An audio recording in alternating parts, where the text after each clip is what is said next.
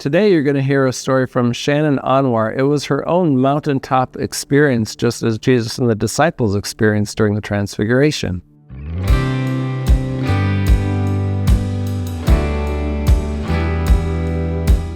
Hello, New Song.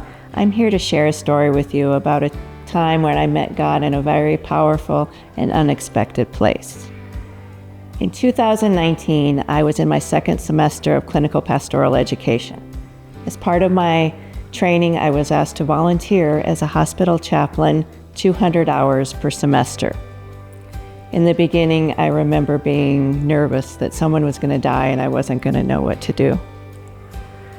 I was very shocked and terrified when I was asked to cover for the main chaplain in my second semester.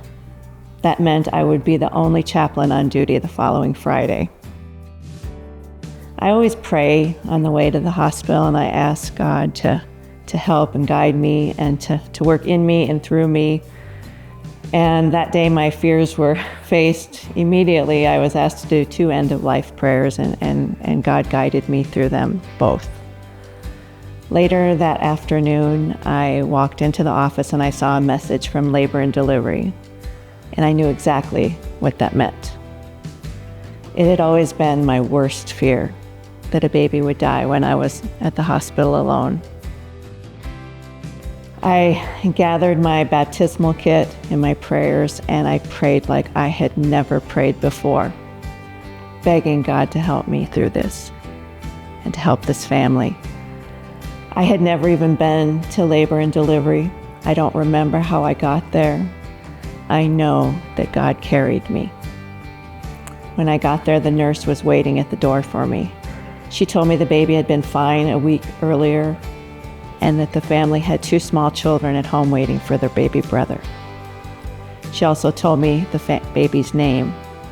It was the same as one of my sons, and I remember I pushed that aside. As I entered the room, I introduced myself, and the baby had a full head of black hair, much like my son's. Once again, I pushed that thought aside. I could feel God's presence in the room almost immediately. I could feel Him holding me up. I could feel Him holding this family. I don't remember what I said.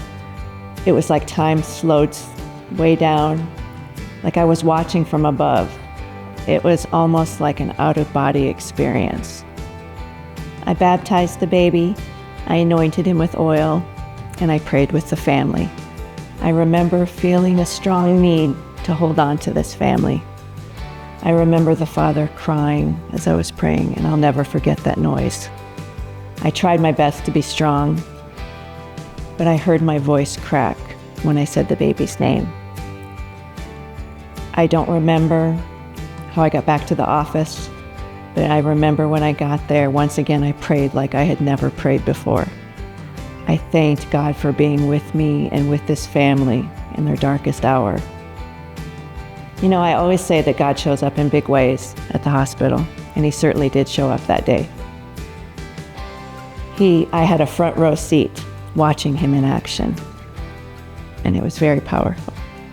I always tell my patients they're never alone. God is our ever-present companion, and He was certainly there with that family. He's with us on our good days and in our darkest time. I know that God doesn't create these tremendous losses, but He is right there beside us, grieving alongside us every step of the way. And I know that He was with this family.